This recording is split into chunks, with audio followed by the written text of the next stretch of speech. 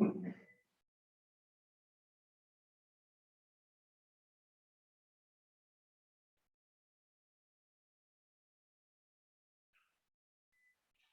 I audible to everyone? Can you hear me? Can you see my screen also? Yes, sir. Yes. Okay, thank you. Thanks a lot. There was some problem in network connectivity. That's why I was asking you. Anyways, let us start the topic from where we left day before yesterday. Okay, so we were on discussing with the features of Java, as I told you earlier, that there are many features which of Java which make it much more favorite language of all programmers. So दो topics हम already discuss कर चुके थे, like why it is called simple and why it is called object oriented, जो कि हम पहले discuss कर चुके हैं. ठीक है, अब हमारा था अगला point जो है, that is architecture. We are discussing about the architecture.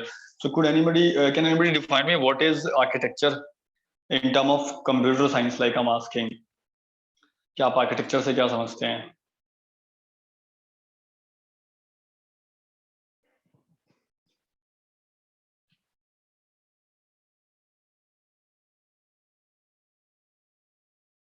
Like we're talking about the architecture neutral है Java के अंदर. So what it is? Anybody can tell me? Those who have done Java like in sir class can मतलब explain a bit. System पे depend नहीं करता किस type का system है. Okay, thank you Ayush. देखिए नॉर्मली क्या होता है कि सॉफ्टवेयर का जो पार्ट होता है, like we are taking example, whenever we are dealing with the software part, so it always run on some hardware. It always run on some hardware. ठीक है. हार्डवेयर को मैन्युफैक्चर या बनाने वाली कंपनी, डेवलप करने वाली कंपनी बहुत सारी है. लाइक एक टाइम पे मोटोरोला वाज जाइंट. अगर हम 80s की बात करें या उससे पहले की बात करें तो मोटोरोला के ही ज्यादातर सीपीयू आया करते थे, और आपका जो मदरबोर्ड होते हैं या ग्राफिक जो भी पार्ट है आया था. Then thereafter IBM was also once a time very popular. PC का कॉन्सेप्ट आईबीएम ने दिया था. ठीक है. Similarly right now we are having Intel as one of the market leader, जिसने बहुत अच्छी ग्रोथ करी और ऑलमोस्ट हर सेगमेंट के अंदर है. Then we have AMD is there which is another big market, है ना. Then we have Nvidia. ऐसे पता नहीं कितनी सारी company, I can't tell you, बहुत सारी कंपनीज है. बट हाँ, ये दो मार्केट के अंदर जो है लीडर हैं इन एवरी कंटेक्स्ट, और they are only famous for GPU. जी Zotac. ओके, बहुत सारी कंपनी है. एनीवेज ठीक है, but I am talking most popular. तो आप हर जगह देखते होंगे कि ज्यादातर आपके सिस्टम आपके पास लैपटॉप हैं तो सब आपके इंटेल पे i3, i5, i7. AMD के अंदर अभी Ryzen सीरीज आ गई है ना, which is very popular. Ryzen 3, Ryzen 5. इससे पहले AMD सीरीज चला करती है, Athlon सीरीज बोलते हैं. हाँ, RTX सीरीज है. ठीक है, तो ये सब सीरीज चलती है. तो हार्डवेयर जो है वो देखो अलग अलग हो सकता है. अब हार्डवेयर की सबसे खास बात क्या होती है, अगर आपने कंप्यूटर आर्किटेक्चर पढ़ा है तो आपको पता होगा कि हार्डवेयर पे कोई भी सॉफ्टवेयर रन करने के लिए हमें उसका इंस्ट्रक्शन सेट पढ़ना बहुत जरूरी होता है. Instruction set is the one of the major entity while in dealing with the hardware part. Programmers को इस इंस्ट्रक्शन सेट की अंडरस्टैंडिंग होनी चाहिए, तभी वो अपने सॉफ्टवेयर को उस हार्डवेयर पे रन करने के लिए कंपैटिबल बना पाते हैं. This is one of the basic requirement like we need, है ना. अब अगर सपोज करो आपके पास मोटोरोला का हार्डवेयर है तो आपको उसके लिए अलग इंस्ट्रक्शन सेट चाहिए. आईबीएम का अलग होगा, इंटेल का अलग होगा, एएमडी का अलग होगा. तो ऑब्वियसली सॉफ्टवेयर की कंपैटिबिलिटी और उसकी जो एग्जीक्यूशन है वो हार्डवेयर के इंस्ट्रक्शन सेट पे बहुत डिपेंड करती है. ठीक है. Same is with the this part के आर्किटेक्चर जो है वो हार्डवेयर का आर्किटेक्चर होता है. आर्किटेक्चर का मतलब हार्डवेयर का आर्किटेक्चर. तो आपका कोड जो कंपाइल और रन करेगा वो हार्डवेयर की डिपेंडेंसी पे करेगा अल्टीमेटली, है ना. जावा कहती है कि जावा इज आर्किटेक्चरल न्यूट्रल. बोलते हैं जावा जो है वो क्या है, आर्किटेक्चरल पॉइंट ऑफ व्यू से क्या है, न्यूट्रल है. न्यूट्रल का मतलब कि इसका कोई डिपेंडेंसी नहीं है. It is not dependent on AMD, not on Intel, not on Motorola, not on IBM, nothing. ठीक है. And output doesn't depend on the architecture of machine. Simple सी बात है. ठीक है. अब ये ऐसा क्यों है, वाई इट इज लाइक ऐसा क्यों होता है, तो इसके लिए देखिए हमारे पास एक बहुत इंपॉर्टेंट कॉन्सेप्ट जो जावा के डेवलपर्स लेके आए थे, that was a concept of byte code. आप में से लोग जानते भी होंगे, अच्छी तरह वाकिफ होंगे अगर आप जावा के बारे में थोड़ा भी इंटरेस्ट रखते हैं. तो जावा की सबसे बड़ी जो अचीवमेंट है बाकी लैंग्वेजेस के कंपैरिजन में वो बाइट कोड है. तो byte code is the most popular चीज. जब भी जावा का लिखा हुआ सोर्स कोड, जावा में लिखा हुआ कोई भी सोर्स कोड है उसे आप कंपाइल करते हैं तो कंपाइल करने के बाद हमें जो फाइल मिलती है that is a byte code file. इस बाइट कोड फाइल को हमें मिल जाता है। अब इसके बाद की बात अलग है कि फिर आगे कैसे फर्दर करना है, बट अभी आप समझिए कि आपका कोड जो पब्लिक स्टैटिक वॉइड में जो लिखा आपने सब, उसके बाद आपका जो कोड रन हुआ, कंपाइल हुआ, तो उस टाइम में बाइट कोड दे दिया। ठीक है, ये बाइट कोड जो है ये इस प्रॉपर्टी को सेटिस्फाई कर रहा है। कहता है कि साहब बाइट कोड किसी भी मशीन पे एग्जीक्यूट हो जाएगा, उसके लिए हमें मशीन के आर्किटेक्चर को समझने की जरूरत नहीं, मशीन के आर्किटेक्चर को रीड करने की जरूरत नहीं है। मशीन किसी भी कंपनी की हो सकती है, किसी कोई भी प्रोसेसर हो सकता है, कोई भी मदरबोर्ड हो सकता है। बस ये तो ध्यान रखना पड़ेगा कि आपका हार्डवेयर जो है 16 बिट का है, 32 बिट का है, 64 बिट का है। आई होप कि आपको 16, 32 और 64 बिट का कॉन्सेप्ट क्लियर होगा, है ना। अभी right now we are dealing with 64 bit. ठीक है, और AMD ने अभी कुछ CPU मार्केट में लॉन्च किए हैं, कमर्शियल नहीं है वो those are specific CPU and they have generated a new CPU for 256 bit। अब 256 बिट का हार्डवेयर मार्केट में आने वाला है, या कहो आ भी चुका है, बट नॉट फॉर अस, हमारे लिए नहीं है, कमर्शियली अवेलेबल नहीं है, बट कंपनीज के पास है। तो इसकी जो एग्जीक्यूशन परफॉर्मेंस है वो और भी ज्यादा बेटर है, लाजवाब है जिसे बोलते हैं। ठीक है, खैर ये टॉपिक थोड़ा हटके हो गया, हम बाद में डिस्कस करेंगे इसको। तो अभी हमें बस ये देखना है कि हमारा जो प्रोसेसर है वो कितने बिट का है, 16, 32 और 64 का है, उसके कोरस्पॉन्डिंग हम जो है अपना कोड रन कर सकते हैं। इसके बाद जो हमारे पास जो बाइट कोड का फीचर आ गया है, इस बाइट कोड के बाद जो अगली चीज हमारे पास आती है वो आती है JVM, that stands for Java virtual machine. ये जावा वर्चुअल मशीन जो है ये आपके आर्किटेक्चर को न्यूट्रल कर देती है, यानी कि आप किसी भी हार्डवेयर पे इस बाइट कोड को रन कर सकते हो। आपने विंडोज की फाइल पे विंडोज के प्लेटफॉर्म पे सपोज करो एक कोड लिखा, और वो कोड लिख के आपने उसका बाइट कोड कन्वर्ट कर लिया। अब आप अगर ये बाइट कोड आपको अगर लाइनेक्स की मशीन पे, यानी कि लाइनेक्स के ऑपरेटिंग सिस्टम पे, या मैकिनटोश पे, या यूनिक्स पे, या सोलेरिस पे, ठीक है, किसी पे भी लेके, या यूनिक्स कहीं पे भी लेके जाना पड़ जाए, तो आप इस बाइट कोड को इन बाकी के ऑपरेटिंग सिस्टम पे भी रन कर सकते हो, और ये रन होगा। जबकि it is not true with other languages, ना सी के लिए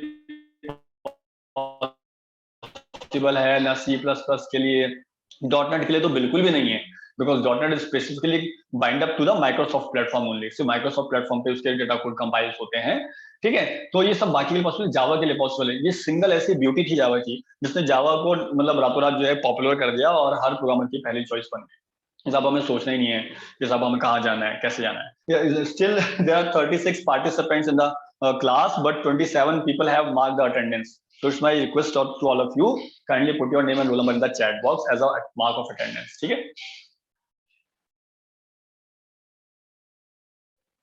नेक्स्ट थिंग इज प्लेटफॉर्म, जो मैंने आपसे अभी डिस्कस किया। प्लेटफॉर्म का मतलब होता है, अगर मैं आपको सीधे सीधे बोलूं तो या डायरेक्टली इनडायरेक्टली बोलूं, तो इट मींस कि operating system. We are talking about the operating system. जब भी हम कहते हैं भाई कौन से प्लेटफॉर्म पे काम कर रहे हो, इट मींस कि हम पूछ रहे हैं कि कौन से ऑपरेटिंग सिस्टम पे, कौन से सॉफ्टवेयर पे काम कर रहे हो, है ना। जैसे अक्सर ये होता है कि सॉफ्टवेयर जितने भी डेवलपर होते हैं, कभी आपका कोई फ्रेंड या मेरा कोई पुराना मुझे फ्रेंड मिल जाता है कभी, तो वो बोलता है यार मैं IT में हूँ, तो मुझसे पूछता हूँ अच्छा आप कौन से प्लेटफॉर्म पे काम कर रहे हो, तो बताता है कि यार एक्चुअली हम ना यूनिक्स पे काम कर रहे हैं, और हमारा ये वाला हम इस फ्रेमवर्क को यूज करते हैं।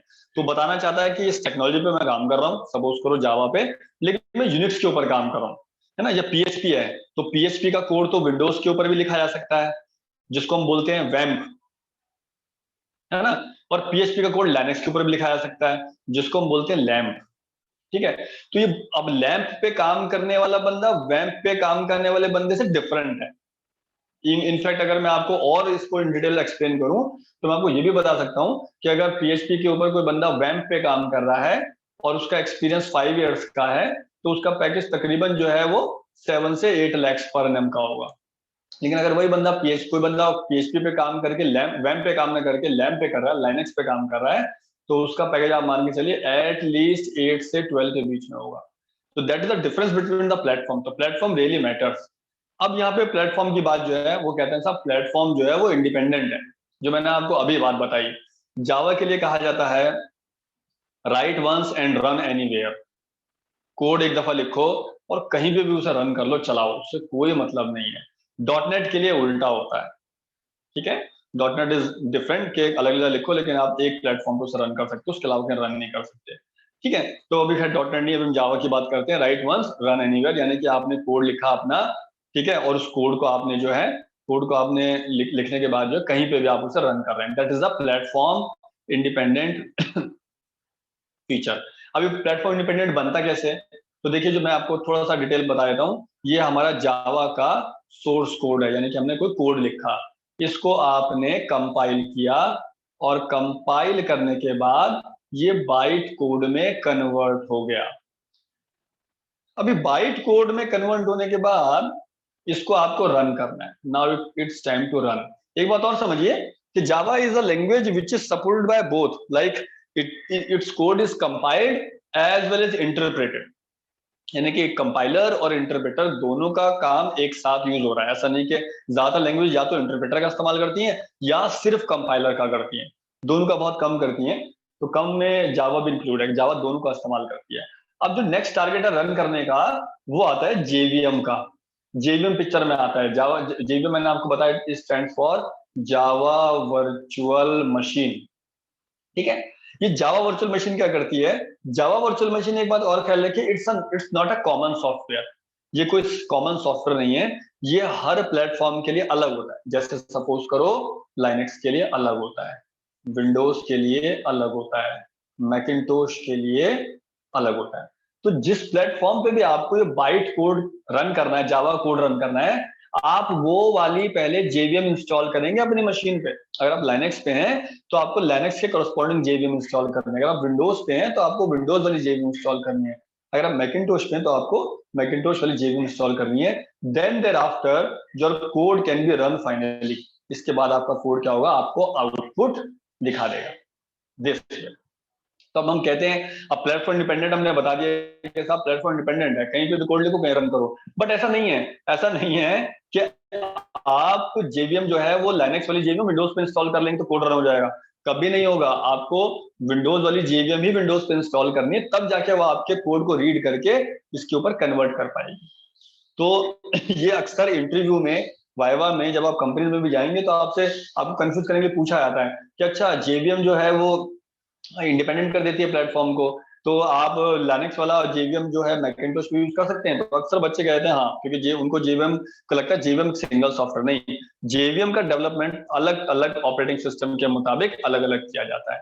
बस आपको ये ध्यान रखना है कि जो भी प्लेटफॉर्म आप यूज कर रहे हैं, ऑपरेटिंग सिस्टम यूज कर रहे हैं, उस ऑपरेटिंग सिस्टम पे वही वाला जेवीएम इंस्टॉल होना चाहिए। इनफैक्ट आप ओरेकल की साइट पे जाइए, डाउनलोड जेवीएम का ऑप्शन देखिए, पता नहीं अभी आएगा नहीं आएगा, बट आता है, जीआरई बोलते हैं इसको, जावा रन टाइम एडिशन बोलते हैं। ठीक है, एक्चुअली जावा रन टाइम एडिशन एनवायरनमेंट जो है, यही दरअसल जेवीएम का काम करता है। तो आप देखिए यहाँ पे आपको ना हर एक प्लेटफॉर्म के लिए अलग मिलेगा, विंडोज के लिए अलग मिलेगा, मैकिंटोश के लिए अलग मिलेगा, देखिए लाइनेक्स के लिए अलग मिलेगा, सोलारिस के लिए अलग है। तो ये जीआरई जो है, दरअसल ये जावा वर्चुअल मशीन की तरह काम करता है। तो हर प्लेटफॉर्म का अलग है, यही वो सॉफ्टवेयर है जो कि जावा कोड को किसी भी सॉफ्टवेयर पर रन कर सकता है, किसी भी प्लेटफॉर्म पे, सॉरी, रन कर।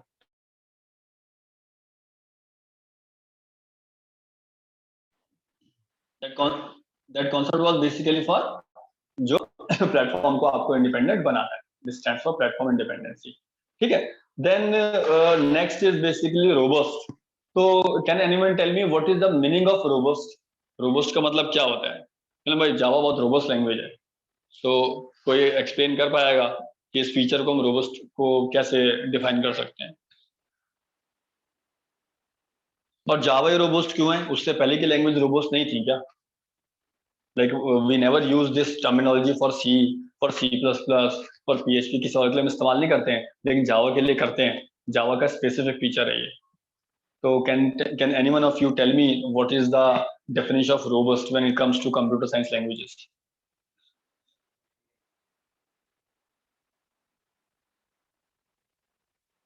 एनीवन? श्रेया, आयुष, विनय, विपिन, बहुत सारे बच्चे हैं क्लास में बेटा। जनरल मीनिंग बता दो इंग्लिश में, हिंदी में क्या बोलते हैं, मतलब क्यों आप यूज करते हो? Ishita is there, I think Jatin is there, anyone?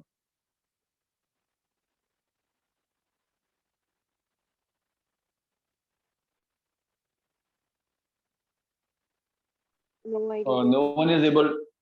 जी बताइए क्या कह रहे हैं बेटा? No idea. No sir idea. Cope with errors, मतलब कोई भी एरर आएगा तो उसके साथ भी ये रन कर सकते हैं। ओके ओके ओके, कोई भी आ रहा है तो उसको हम क्लियर कर सकते हैं। ठीक है, ओके, देखिए मैं इसका अगर- आपको एग्जांपल जैसे ऐसे अगर सी जी की बताइए। बात, सर अगर हम जी जी सी की बात करें तो उसमें जब हम कोड अपना पूरा लिख लेते थे उसके बाद कंपाइल करते थे तब एरर मिलता था हमें इसमें। ओके लेकिन कोड लिखते लिखते अगर कोई ऐसा एरर है जो कि मतलब पता चल पा रहा है तो उसी टाइम पॉइंट आउट हो जाता है। ओके ओके ठीक है। अच्छा चलो, ओके ठीक है। देखिए ऐसा नहीं है बेटा, हम ना कोई भी लैंग्वेज होती है ना, तो कोई भी लैंग्वेज जो एक्चुअली में एरर थ्रो करती है वो डेटा को कंपाइल करने के बाद ही कर सकती है। लाइक अभी हम आर्टिफिशियल इंटेलिजेंस की दुनिया में इतने ऊपर नहीं पहुंच गए हैं कि यूजर के लिखे हुए कोड को कंपाइलर या फिर आपकी आईडी रियल टाइम में सेंस कर ले, तेरे साहब तो गलत डायरेक्शन में जा रहे हैं, यहीं रोक दो, कोड लिखते हुए रोक दो। नहीं नहीं, कोड आप लिखते हैं और कोड लिखने के बाद क्या होता है, आप कंपाइलर को सबमिट करते हैं, फिर वो देख के बताता है कि यार कहाँ गलती है, वो बताते हैं। इनफैक्ट आज भी मैं आपको बताऊं, एरर भी देखिए दो तरीके के होंगे जो आपने सी में जब पढ़े होंगे। एरर भी दो तरीके के होते हैं आपके, ठीक है। एक आपका होता है synthetical error,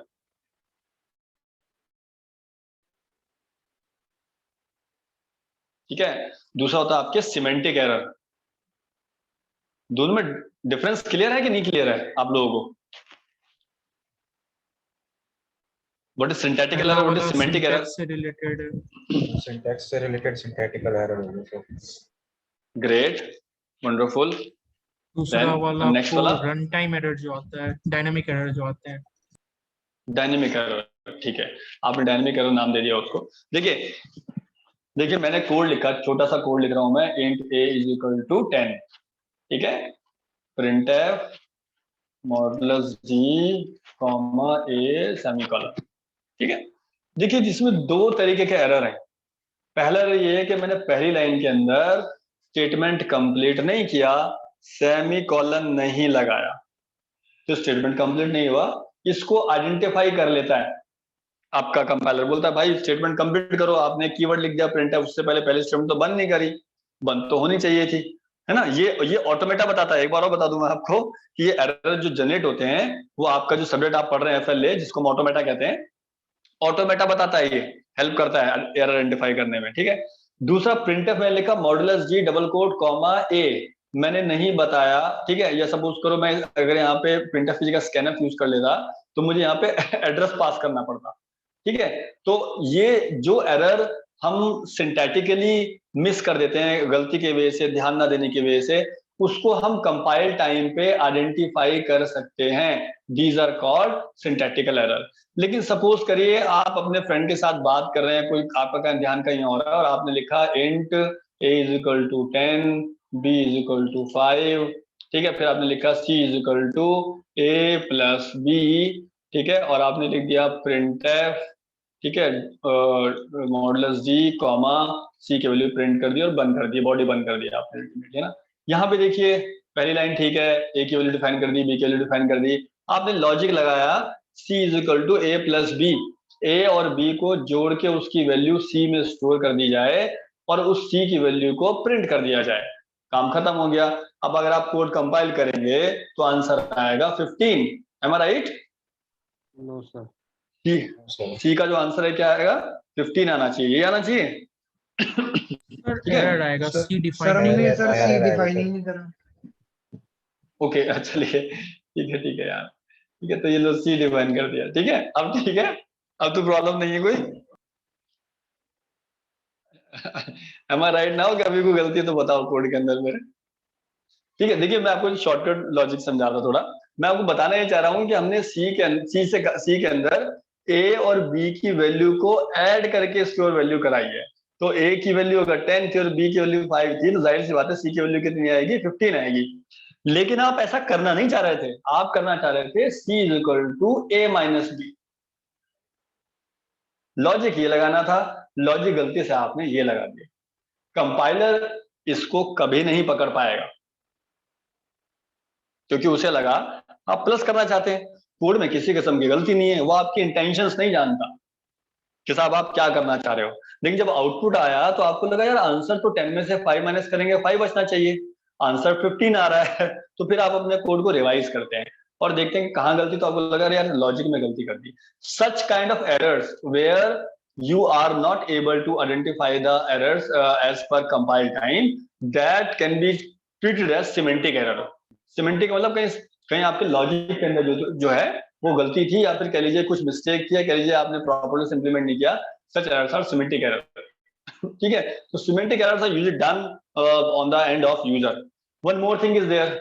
you people please tell me के what is answer of following things. मेरा मैथमेटिक्स तो वीक है, आप बताइए. 5 को 0 से डिवाइड करेंगे तो आंसर क्या आएगा? 0 को 5 से डिवाइड करेंगे तो आंसर क्या आएगा? सर 5 को 0 से करेंगे तो एरर दिखाएगा. एरर क्या दिखाएगा बेटा? That I am asking. ठीक है, एरर आ गया. ओके, चलो आपकी बात मान ली. And what is if we divide 0 by 5? 0 0. तो 0 वाले हमारे पास 2 स्टूडेंट हैं. बाकी क्लास में सब सहमत है भाई इनके आंसर से? Okay, Hemant is also. So everybody is satisfied. Like if we divide something by 0, it is error. If we divide 0 by something, it is 0. ठीक है? देखिए, normally when something is divided by 0 in mathematics, there is a term that is known as infinity. है ना? What is it? Yes, sir. Random. Random value आएगी, आप कहना चाह रहे हैं? कुछ एक तरह से मतलब रैंडम भी आ सकती है, डिपेंड करती है. नहीं देखो यार, पूछो मत ना कृष्णा. कृष्ण, ऐसा होता है कि जब हम किसी चीज के लिए कंफ्यूज हो तो उसका प्रैक्टिकल करके देखना चाहिए. ठीक है, ये पहला बेसिक रूल है किसी चीज के लॉजिक क्लियर करने के लिए. अभी मेरी बात आप अगर मान के चलते हैं, something divided by 0 is equal to infinity. Now what is infinity? Infinity means कि there could be many possible answers और there could be infinite number of answers which I can not track at a time. है ना? तो अब infinity का मतलब है which is not computable. मैंने आपसे पूछा यार बताओ वो एक सितारा मुझे दिख रहा है आसमान के अंदर, स्टार दिख रहा है, कितना दूर है? तो अब आप उसे मेजर नहीं कर सकते यार स्केल लेके या किसी और तरीके से, तो आप बोलोगे सर बहुत दूर है. अब बहुत का मतलब कितना भाई? 2 4 5 10 25 50 किलोमीटर? क्या डेफिनेशन है? नहीं सर बहुत दूर है, क्योंकि आप काउंट ही नहीं कर पा रहे हो. जिस चीज को काउंट, जो चीज काउंट का मतलब कंप्यूट नहीं कर पा रहे हो, उसको हम कह देते हैं इन्फिनिटी. और सिस्टम जो है, कंप्यूटर्स जो हैं, that runs over the computing part. जिस चीज को कंप्यूट कर पाए उनको तो आप समझा सकते हो सिस्टम को, जिस चीज को कंप्यूट ना कर पाए आप उसे नहीं समझा सकते. तो जहां आप नहीं समझा सकते वहां आप एरर थ्रो करते हो. बोलो भाई this can not be computed, not good, या फिर कुछ भी लिख दो कि मतलब कुछ भी आंसर आ सकता है. ठीक है, आउट ऑफ बाउंड एक एरर होता है. आउट ऑफ बाउंड यानी कि ये रेंज के बाहर है, किसकी? कंप्यूटिंग रेंज के बाहर है, तो हम इस एरर को थ्रो कर देते हैं.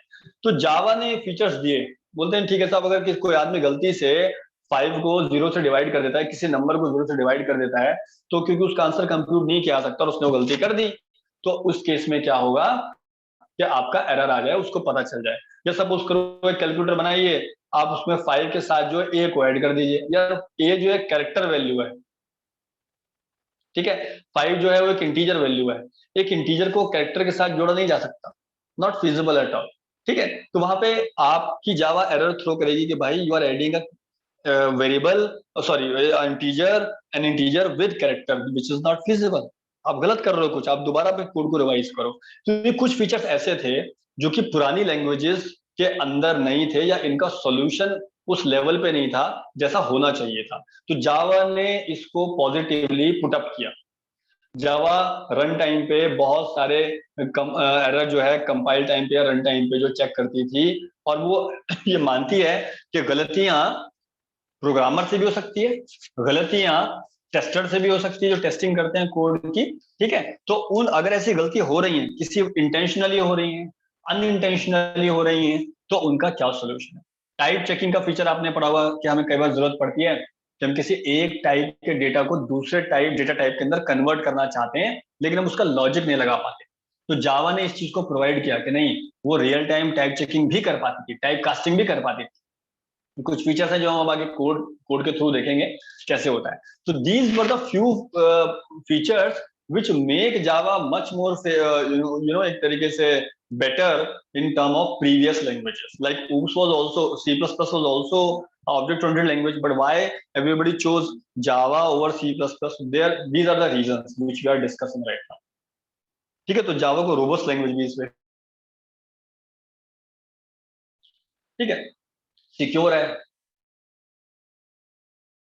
आसान सा वर्ड है, अक्सर लोग बोलते रहे भाई बहुत अच्छी सिक्योरिटी है, बट सिक्योरिटी का कंसेप्ट बड़ा अब्स्ट्रैक्ट है, बड़ा ही कॉम्प्लिकेटेड है, उसको समझने का थोड़ा डिफरेंट नजरिया है। ठीक है, देखिए जब भी एप्लीकेशन बनाई जाती है, आप जब भी सॉफ्टवेयर डिजाइन करेंगे, तो सबसे बड़ा जो लोगों के सामने प्रॉब्लम आती है, सबसे बड़ी प्रॉब्लम जो आती है डेवलपर के सामने, वो आती है बग्स की। अब बग क्या होता है? बग एक ऐसा अनआइडेंटिफाई कोड के अंदर लूप होल होता है जिसको प्रोग्रामर इग्नोर कर देते हैं, उसको बग कह देते हैं, और उन बग्स को कंपाइल टाइम पे या रन टाइम पे भी आइडेंटिफाई नहीं किया जाता एक तरीके से, तो ऐसी चीजों को हमने बग कह दिया। ठीक है, बग्स अक्सर प्रोग्रामर के ना ध्यान देने की वजह से या फिर रिक्वायरमेंट क्लियर ना होने की वजह से आते हैं। आपने बोला साहब एक काम करना है कि यूजर नेम जो है ना वो बनाना है हमें, यूजर नेम का आपने बॉक्स बना दिया, अब आपने ये नहीं बताया यार कि यूजर नेम की लेंथ क्या होगी। ठीक है, और अगर लेंथ सपोज को डिफाइन कर दी तो उसमें कैरेक्टर आना चाहिए या नंबर आना चाहिए या स्पेशल कैरेक्टर आना चाहिए, @ अंडरस्कोर प्लस माइनस ले सकते हैं। ठीक है, तो ये सब चीजें रिक्वायरमेंट दी जाती है। जब भी किसी प्रोग्रामर को कोड लिखने के लिए दिया जाता है तो उसको एक डिजाइन दिया जाता है, डिजाइन दिया जाता है, वो डिजाइन देखता है, अच्छा यहाँ पे चेक बॉक्स बनेगा, यहाँ पे ओके का बटन आएगा, यहाँ पे इमेज आएगी, यहाँ पे लाइसेंस आएगा, वो उसको कोड कर देता है। जितना बताओगे उतना ही करेगा, उससे ज्यादा अपना दिमाग नहीं लगाता प्रोग्रामर बिल्कुल नहीं। ठीक है, लेकिन हाँ ये वैसे बनना चाहिए जैसे डिजाइन था।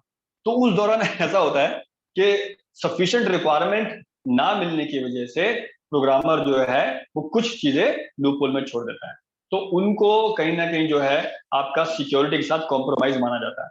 आपने वानाक्राई के बारे में सुना है? वानाक्राई क्या है? किसी ने कुछ सुना कभी? नहीं सुना। अभी पिछले साल एक यूके के अंदर जो पूरा हॉस्पिटल्स गवर्न होते हैं वो एनएचएस के थ्रू होते हैं, नेशनल हेल्थ सर्विसेज बोलते हैं उनको, और उनका पूरा कंट्री का नेटवर्क एक सिंगल सर्वर से जुड़ा हुआ है।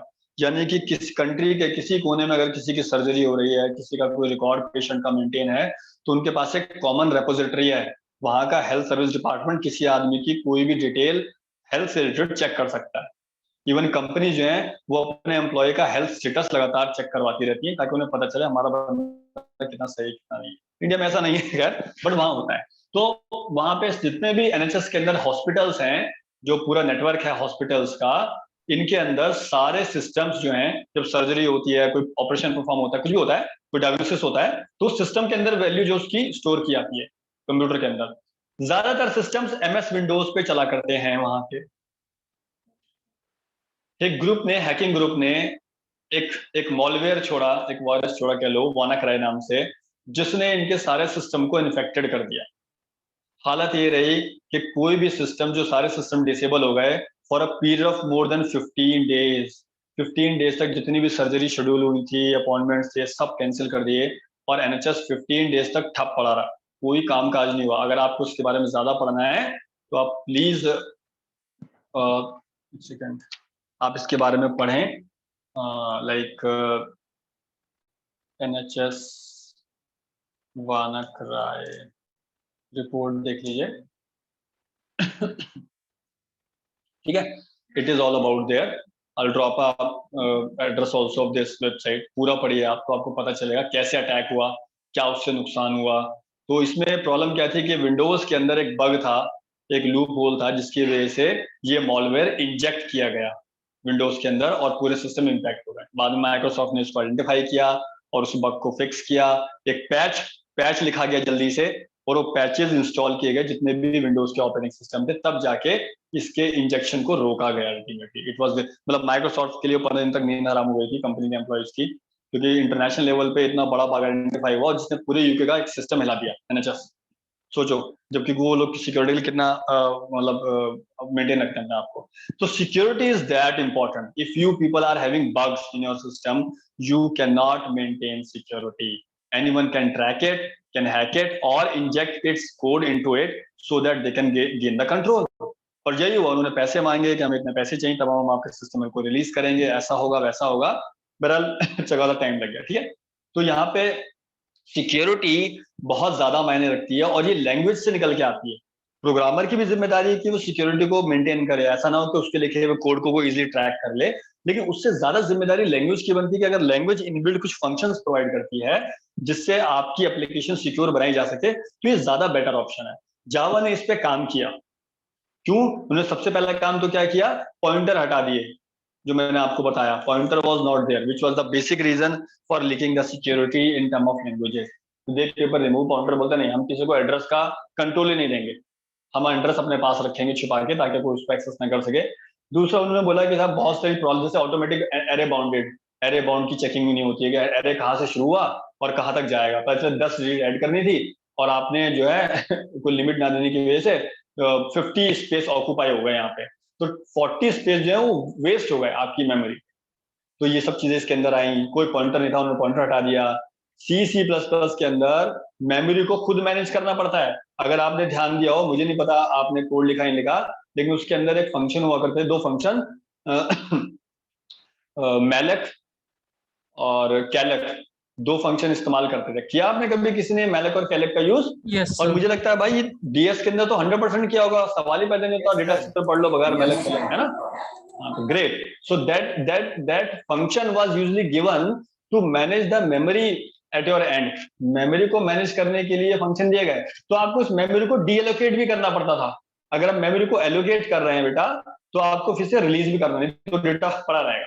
ये बहुत बड़ी प्रॉब्लम थी C++ में। हर मोमेंट पे ख्याल रखो कब डेटा इंसर्ट होगा, कब डेटा रिमूव करना पड़ेगा बड़ी, और अगर आपने ध्यान नहीं रखा तो आपकी मेमोरी फुल हो जाएगी, फिर बैठे रहो सिस्टम डाउन हो जाएगा। जावा ने कहा नहीं साहब ये काम भी हम ही करेंगे। जब हमें पता चलेगा कि डेटा का इस्तेमाल नहीं है तो हम वो मेमोरी ब्लॉक फ्री कर देंगे, उसका यूज नहीं, ताकि उसका यूज कोई और कर सके। सो उन्होंने मेमोरी मैनेजमेंट भी ऑटोमेटिक कर दिया, जो कि इससे पहले की लैंग्वेजेस में मैनुअल हुआ करता था। प्रोग्रामर्स को बहुत बड़ी राहत मिली यहाँ पे कि अब उन्हें इस चीज का ख्याल नहीं रखना क्या कैसे करना है, ठीक है। तो ये सब चीजों ने सिक्योरिटी को और इंप्रूव किया, जो कि पहले लूज था। Second thing is that Java came with a concept known as sandbox. किसी को सैंडबॉक्स के बारे में आइडिया है यार boss? Anyone? What is sandbox? Yes sir. क्या होता है बताएं। सर सैंडबॉक्स सर किसी भी सर लैंग्वेज, जैसे जावा में कोड लिखा है तो सर सैंडबॉक्स के थ्रू सर कोड भी चेंज कर सकते हैं। अच्छा, नहीं देखिए मैं बताता, हाँ बहुत अच्छी बात। अभी सैंडबॉक्स का कॉन्सेप्ट ना एंटीवायरस में भी आने लगा है। एंटीवायरस के अंदर भी सैंडबॉक्स आते हैं, आप नॉर्टन ले लो, मैकेफी ले लो और टोटल सिक्योरिटी। तो लोग क्या करते हैं कि इनको अगर कोई भी नया नया वायरस आइडेंटिफाई होता है और उसकी डेफिनेशन इनको नहीं पता कि ये वायरस को कैसे रोकना है या उसका सॉल्यूशन नहीं पता, तो क्या करते हैं उस वायरस को, उस एप्लीकेशन को एक बॉक्स के अंदर ट्रैप कर देते हैं मेमोरी के, कि भाई यहीं पे एग्जीक्यूट होते रहो, इसके बाहर नहीं जाना। जैसे आप किसी को कैद कर देते हैं जेल के अंदर, किसी क्रिमिनल को, तो ऐसे इस क्रिमिनल को ना एक छोटी सी जेल बनाते हैं मेमोरी के अंदर और उसके अंदर रख देते हैं। इसको हम बोलते हैं सैंडबॉक्स कॉन्सेप्ट। ऐसे ही जब कभी आप जावा के अंदर कोई प्रेशियस कोड, ऐसा कोड है जिसको आप बाकी के कोड से कंपाइल नहीं करना चाह रहे, अटैच नहीं करना चाह रहे, कहीं उसका इंपैक्ट किसी और पे ना पड़ जाए, तो आप अपने जावा के कोड को सैंडबॉक्स अप्रोच के साथ कंपाइल कर सकते हैं, जिसका बेनिफिट ये होता है कि आपका वो कोड का जो आउटपुट आएगा वो किसी और चीज पे इंपैक्ट नहीं डालेगा और आपको वही मौका मिलेगा जानने का कि भाई इट इज राइट और नॉट रॉन्ग अल्टीमेटली। तो टेस्टर्स के पॉइंट ऑफ व्यू से इट इज वेरी गुड। देखिए समझिए, अगर आपके लिखे हुए कोड में कोई बग या प्रॉब्लम है या किसी और कोड के साथ वो क्लैश कर जाएगा, तो जैसे ही आप अपने कोड को सर्वर पे डिप्लॉय करेंगे और सर्वर पे डिप्लॉय करने के बाद अगर उसने वहां पे कुछ क्लैश कर दिया तो पूरा सर्वर जो है वो डिस्टर्ब हो जाएगा, एप्लीकेशन चलनी बंद हो जाएंगी। बहुत दफा ऐसा आपने देखा होगा, यूट्यूब डाउन हो जाता है, काम ही नहीं कर रहा है। ऐसा क्यों भाई? तो ऐसा इसलिए होता है कि यूट्यूब में ना, यूट्यूब और फेसबुक दो ऐसी वेबसाइट हैं जिनके अंदर हर एक घंटे में एक रिलीज आती है। रिलीज का मतलब कोई ना कोई नया फीचर ऐड होता है या कोई ना कोई नया फीचर निकाल दिया जाता है, तो इसको हम बोलते हैं रिलीज करना किसी फीचर को। तो हर घंटे का मतलब एवरी ईयर, एक दिन में 24 रिलीज हो रही है। फेसबुक कुछ ना कुछ ऐड कर रहा है, कुछ हटा रहा है, सिक्योरिटी में ऐड कर रहा है, कुछ ना कुछ कर रहा है। अब अगर नए जो फीचर हमने रिलीज किया अभी उसका इम्पैक्ट किसी पुराने फीचर पे पड़ा तो उसकी फंक्शनैलिटी काम करना बंद कर देगी, डिसेबल हो जाएगी। ऐसा ना हो तो उसके लिए प्रोग्रामर अपने कोड को खुद टेस्ट करते हैं एज अ टेस्टर, एक सैंडबॉक्स अप्रोच के साथ, ठीक है। तो ज्यादातर जो है फिर जावा ने इनक्रिप्शन का फीचर दिया, जो कि पहली लैंग्वेज नहीं दे पाती थी, आपको इनक्रिप्शन खुद इनकोड करना पड़ता था। इन्होंने इनबिल्ट लाइब्रेरीज दे दी कि ठीक है साहब, इस लाइब्रेरी का इस्तेमाल करो, आपका कोड इनक्रिप्ट हो जाएगा और उस कोड को कोई और बंदा ट्रैक नहीं कर पाएगा। तो सिक्योरिटी बहुत अच्छे लेवल पे इंप्रूव कर दी। That is why there was a reason कि क्यों एकदम से जितने भी मार्केट के अंदर ई कॉमर्स लाने वाली इंडस्ट्री थी, जैसे आपका फ्लिपकार्ट हो गया, अमेजोन हो गया, बैंकिंग फाइनेंशियल सर्विसेज हो गई, बैंकिंग हो गई, ये सारी जो है एकदम से जावा को उन्होंने अडॉप्ट कर लिया। तो अडॉप्ट करने का इकलौता रीजन ही यही था क्योंकि उसका फीचर, सिक्योरिटी फीचर बहुत ज्यादा अच्छे थे, बेटर थे अल्टीमेटली। ठीक है, तो security was another factor which was added to the Java. ठीक है, then we have distributed factor. Distributed word basically कि लाइक डिस्ट्रीब्यूटेड का मतलब आपकी लिखी हुई एप्लीकेशन अलग अलग मशीन्स पे पैरेलली रन की जा सके। That concept is basically called distributed system के अंडर में आता है। तो हमारे पास पहले से नेटवर्क पे TCP/IP प्रोटोकॉल हैं, जिसके अंदर HTTP प्रोटोकॉल का आप यूज करते हैं डेटा को ट्रांसफर करने के लिए, FTP का इस्तेमाल करते हैं फाइल्स को डाउनलोड या अपलोड करने के लिए। अब तो कोई नहीं करता, खैर FTP खत्म हो चुका, अब सारे काम HTTP से ही होते हैं। majority of the work are done using the by HTTP। Otherwise पहले जब भी डेटा अपलोड करना होता था या डाउनलोड करना होता था तो हम FTP का यूज करते हैं। ठीक है, तो उसके प्रोग्रामर को नेटवर्क कनेक्शन बनाने की फैसिलिटी दी जाती है कि वो हर मशीन के साथ एक सेपरेट कनेक्शन बना सकते हैं, सिक्योर्ड कनेक्शन, जो किसी और को पता ना चले, किसी और को एक्सेस ना हो, अपनी मनमर्जी का पोर्ट चूज कर सकते हैं। ठीक है, फाइल सिस्टम को मैनेज कर सकते हैं। तो इसके लिए जावा में एक फीचर था RMI, इसको बोलते हैं रिमोट मेथड इन्वोकेशन। मैं इसका आपको एक अच्छा एग्जांपल समझाऊंगा बाद में कि किस तरीके से RMI ने प्रोग्रामर को ये पावर दी कि कैसे वो रिमोट मशीन पे कंट्रोल कर सके फुल तरीके, मतलब फुली मैनर में, पूरी तरीके से। तो ये और कोई लैंग्वेज में नहीं हो पाता था ज्यादातर, मतलब कम, बहुत कम लेवल पे हो पाता था। ठीक है, तो ये सब काम एप्लेट्स के थ्रू होता था, सर्वलेट के थ्रू होता था। याहू गेम्स के अंदर जितने भी गेम्स बनती थी वो एप्लेट और सर्वलेट के थ्रू बना करती थी सारे के सारे।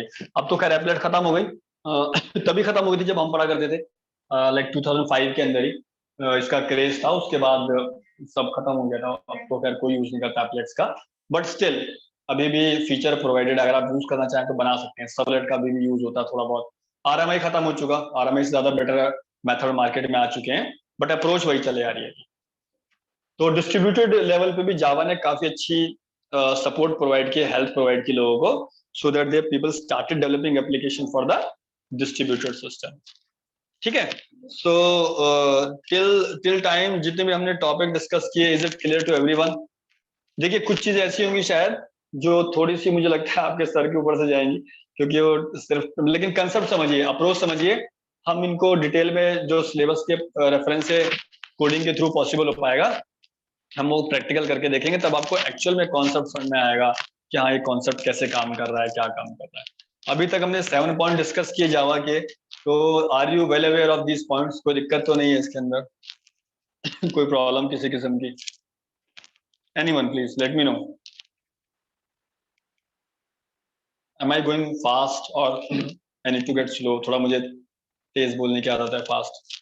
तो कोई प्रॉब्लम नहीं, समझ में आ रहा है कि नहीं आ रहा है? यस सर, आ रहा है। Everything is fine, sir. Okay ठीक है, तो इसके बाद हमारे पास और टॉपिक भी हैं, लाइक